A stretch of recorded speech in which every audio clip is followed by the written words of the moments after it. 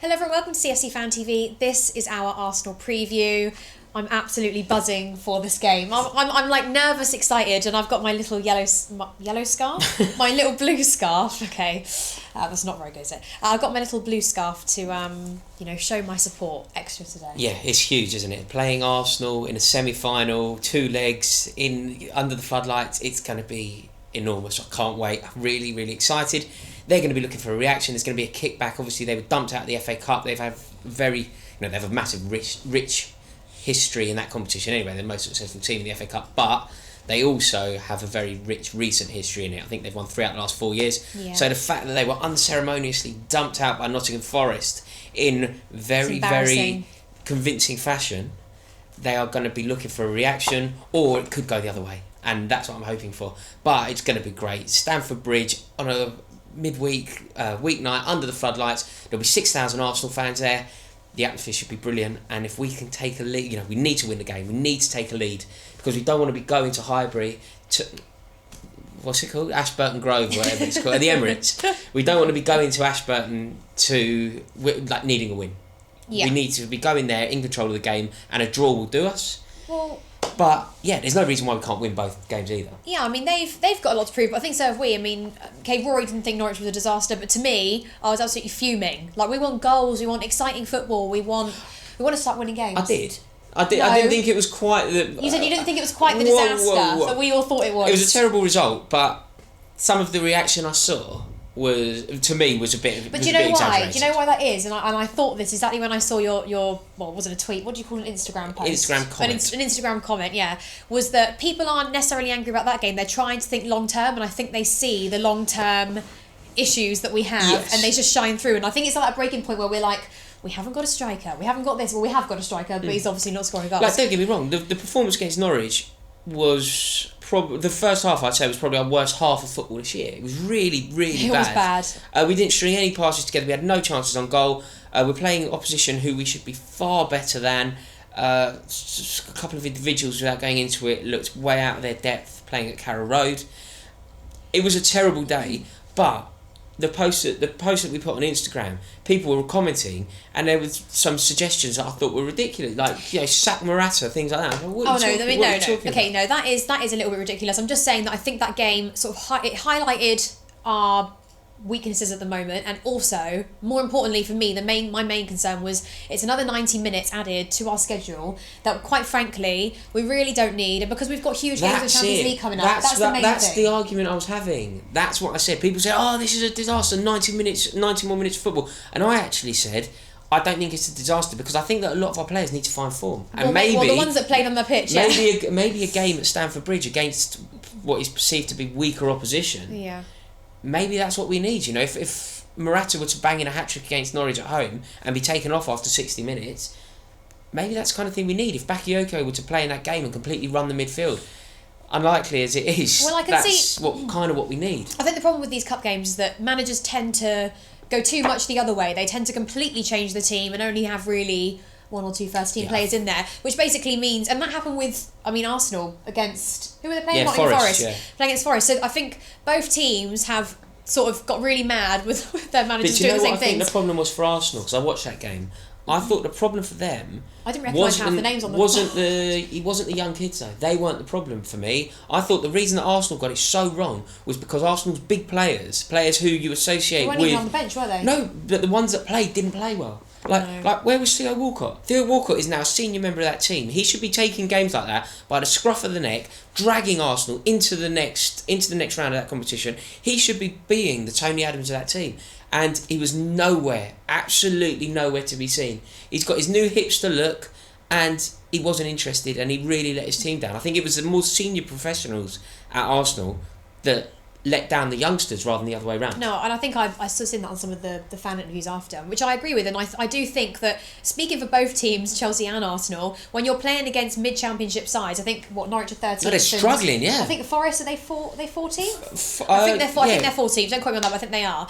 But a team of highly paid players who play for huge Premier League clubs, London clubs, should be able to at least win the game 1-0. That's the way I think. Because you know Norwich and Forest, they're going to be up for it. You know they're going to be up for it because they're basically going to put out their best team they've got because it's their chance of winning a trophy. Yeah. Which I think is what all us fans want to see. We can thoroughly agree that that's what we want to see. We want to see goals going in. I've had this debate on here before, and I come in for some stick because I agree with that. I think for me, football's about glory.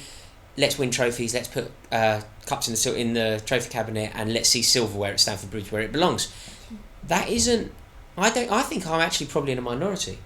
I think if you ask the majority of people watching this video, I might even put a poll. On the community tab, I'm going to put a poll up. Please vote. If I put that poll up, I think that more people would say if they had an option between finishing top 4 or winning a trophy, winning FA Cup or League Cup, what would they choose? I think the vast majority of people watching this channel would choose top 4. What would you choose? Yeah, okay, I would choose... What would you choose, top 4 or a cup?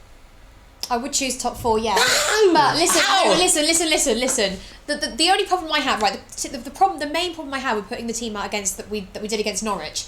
I don't mind changing the team around a little bit, adding some new players in, giving players like Hazard and Kante a rest. What I don't want to see is when you change the entire team, you only leave room for error because there are a group of players that have never played together before. They train daily. Yeah, it's not the same as playing a game though. It's just not the same. I used to play football when I was younger, and though this isn't the same, guys, I used to be magnificent in training. Put me on a pitch when I haven't played a game in about 7 months, and I can't kick a ball. We didn't do that a lot. We played a good team. I would have started with Sonder, and I would have probably started. So you would have made it even more inexperienced. No, but I would have kept.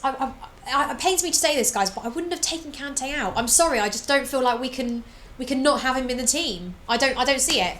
I just don't see that, which is why our team was wrong. Unfortunately, I understand resting players like Hazard because the fact of the matter is the the 2 games that we have against Arsenal, the game we have against Barcelona, the Champions League, they are our main priorities. Yeah, but that's the same. That's the same principle for Kante then. Yeah, but okay. Well, I just think Kante can't go anywhere. It's not fair at the moment, but he can't. Anyway, we have now put our heads together and we've come up with a team that I'm convinced can beat Arsenal. If we can, we have to win this game at Stamford Bridge. I'm convinced that I do believe that we can win it over both home and away. Yeah. But there's no doubt we cannot go away chasing the game. So and we have to win. Can't start the first half of this game. A goal down. I just don't see that. So our team sheet is up now, and so if you may as well talk us through it. Yeah, so Courtois is in goal, obviously. Then we've got Rudiger, Christensen and Aspie as our back line. I think, Rory, you said, should we put David Luiz in? I said categorically no. I didn't think his performance against Norwich City was good. Did you see the bit where he lost the ball? Okay, fine, maybe that's just a bit of a distraction, but no way are we taking Christensen out. I think the logic, I probably agree with what we've done, but the logic to playing David Luiz is because he's a huge game player. He played in the biggest games, he shines in the biggest games, and playing at home against Arsenal or away against Arsenal when it comes around in a semi-final, it doesn't really get much bigger than that, and I think sometimes you need that wealth of experience that he can provide. Don't get me wrong, I think we've got the right thing here, but that was my logic behind suggesting David Luiz. Yeah, okay, and then we've gone for, and let us know what you think of this, in the middle we've gone for Kante and Drinkwater. Now I think I suggested taking Bakayoko out, didn't I? And Fabregas, sorry. I didn't think his performance against Norwich was that good. I don't think he's been good for a while, and I think the only way to sort of rectify that is to basically almost give him a rest, I suppose. Yeah, drop him. Bakayoko needs to be dropped, there's no doubt about it. I think you can talk about patience, you can talk about a new league, you can talk about an awful lot of things, and none of it is really relevant when you're playing away at Norwich in the Cup. It's not about adjusting to the tempo of the Premier League. Yeah. You're playing a team who are struggling in the Championship. You should be dictating the play there. You should be completely controlling the tempo of it, and you should be the best midfielder on the pitch. You were the worst. There's no way that you can play in the next game. Yeah. And you're dropped, and I think that, Kante, Drinkwater and Fabregas is a really exciting proposition for me. Fabregas against his old club. Right, well, this is where we disagree a little bit. I wanted Pedro in the team. I said this last time we played Arsenal.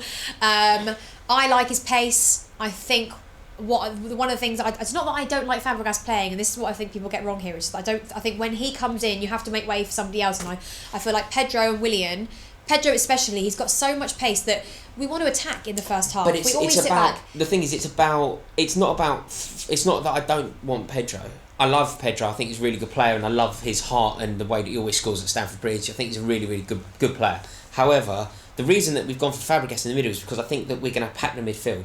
I don't think we can risk playing 3 up front. You know, we haven't looked that solid lately. So we pack the midfield and then we only have 2 up front. It's just that we don't have room for Pedro if we're going to play a 3-man midfield. Well, listen, I would put Pedro in. Obviously, you would. So you'd play 3 up front? I would, yeah. But that's only based on the fact that the last few times I've been to Arsenal, we have never ever started a first half. Well, not a few. What is it? Week and a half ago. Week and a half ago. I know what's wrong with me, guys. I'm sorry. The accent's never going to get better.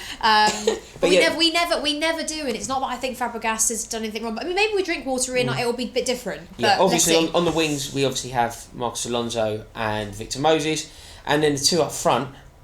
Main man Hazard. It's Hazard and a free roll going where he wants, just completely being brilliant and dominating the play.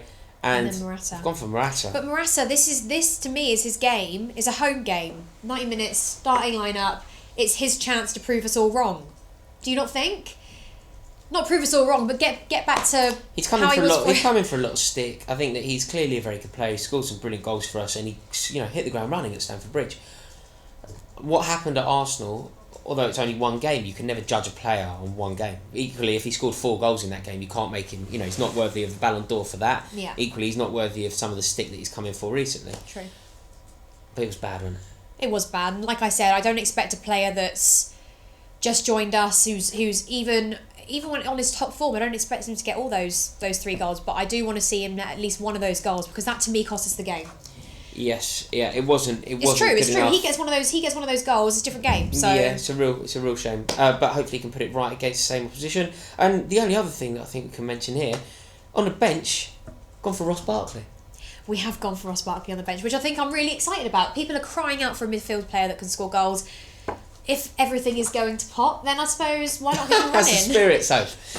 Guys, do us a favour, comment below. Know, do you agree with the team selection that we've gone for? And how do you see this one panning out? And last thing, if you enjoyed this video, please click the subscribe button right now on your Blues.